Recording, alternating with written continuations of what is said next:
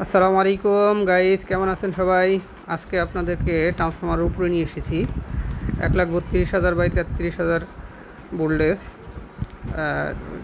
বোল্টেজের একটি transformer 2541 MVA ট্রান্সফরমারের 33 KV bushing আমরা দেখতে পাচ্ছি। 33 কেভি বুশিংয়ে অল্প একটু লিকেজ রয়েছে, সেই লিকেজ আমরা সংরক্ষণ কাজ করব, লিকেজ বন্ধ করার চেষ্টা করব। অপরদিকে আমরা দেখতে পাচ্ছি 132 কেভি বুশিং।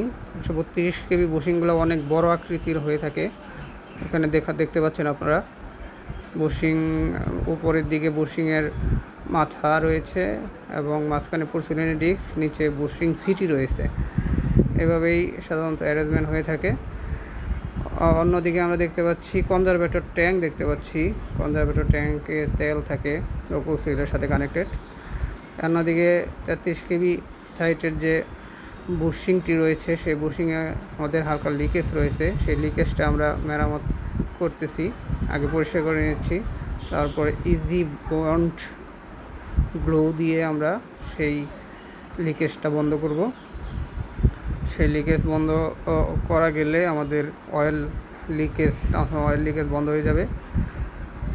আশা করি আমরা কাজটা সফলভাবে শেষ করতে পারবো। সবাইকে ধন্যবাদ। আসসালামু আলাইকুম।